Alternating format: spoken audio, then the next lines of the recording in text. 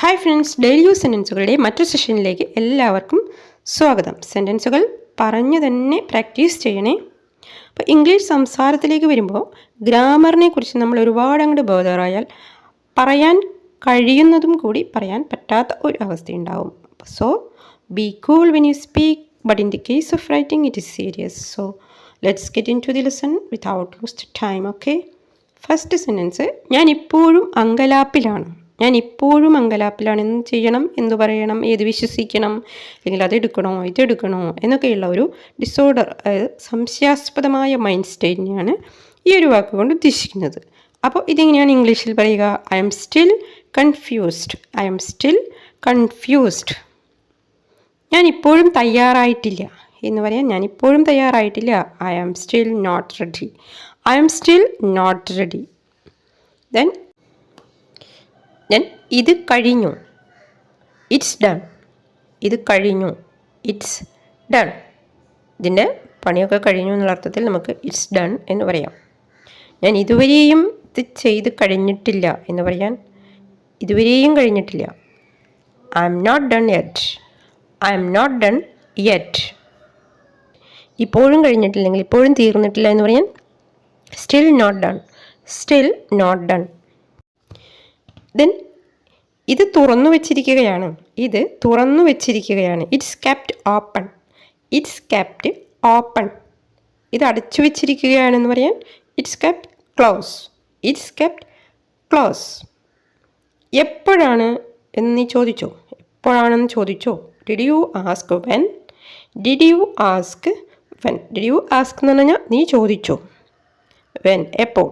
Did you ask when എപ്പോഴാണെന്ന് നീ ചോദിച്ചോ. അല്ലെ എവിടെയാണെന്ന് ചോദിച്ചോ. എവിടെയാണെന്ന് ചോദിച്ചോ. Did you ask wear?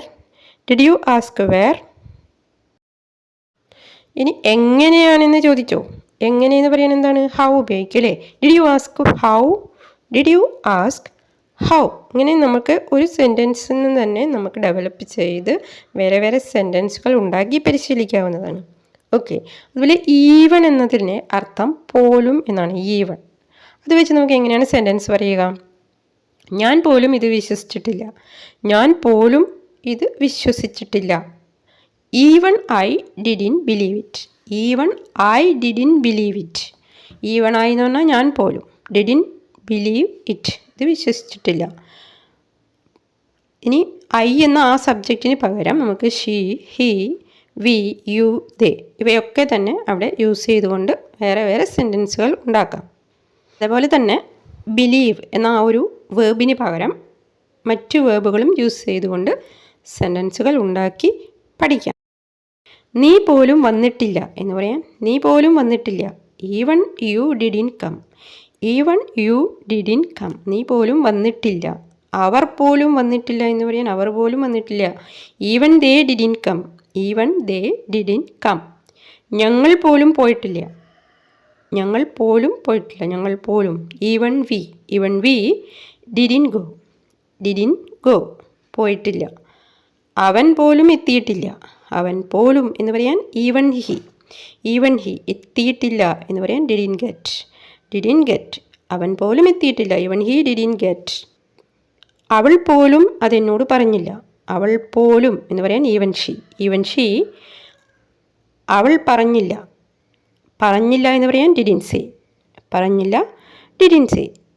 Didn't say to me. To me എന്ന് പറഞ്ഞാൽ എന്നോട്. അപ്പോൾ അവൾ പോലും അതെന്നോട് പറഞ്ഞില്ല എന്ന് പറയാൻ even she didn't say to me. Even she didn't say to me. അവൾ പോലും എന്നോട് പറഞ്ഞില്ല. ഞാൻ പോലും അറിഞ്ഞിട്ടില്ല. ഞാൻ പോലും അത് അറിഞ്ഞിട്ടില്ല. Even I didn't know that. Even I didn't know that. ഞാൻ പോലും ഡിഡിൻ നോ അറിഞ്ഞിട്ടില്ല അത്. Even I didn't know that. Then next, നീ പോലും ആ കാര്യം എന്നെ ഓർമ്മപ്പെടുത്തിയില്ല. നീ പോലും എന്നതിന് even you. Even you didn't remind me that. That വെച്ചാൽ അത്. ഡിഡിൻ റിമൈൻഡ് മീ എന്ന് പറഞ്ഞാൽ എന്നെ ഓർമ്മപ്പെടുത്തിയില്ല. Even you didn't remind me. നീ പോലും അതെന്നെ ഓർമ്മപ്പെടുത്തിയില്ല. ഇവിടെ ഇതിനൊരു ക്വസ്റ്റ്യൻ ആക്കി ചോദിക്കുമ്പോൾ നീ എന്നെ ഓർമ്മപ്പെടുത്തിയോ എന്നിങ്ങനെ ചോദിക്കാം. നീ എന്നെ ഓർമ്മപ്പെടുത്തിയോ? Did you remind me? Did you remind me? നീ എന്നെ ഓർമ്മപ്പെടുത്തിയോ? ഡിഡ് യു എന്ന് ചോദിച്ചാൽ നീ ചെയ്തോ, നീ ചെയ്തോ. ഡിഡിൻറ്റ് യു എന്ന് വെച്ചാൽ നീ ചെയ്തില്ലേ, നീ ചെയ്തില്ലേ. നമ്മൾ പല കാര്യങ്ങളിലും ഖേദം പ്രകടിപ്പിക്കാറുണ്ടല്ലേ. വൈകിയതിൽ ഖേദിക്കുന്നു എന്ന് പറയാൻ എങ്ങനെ പറയും?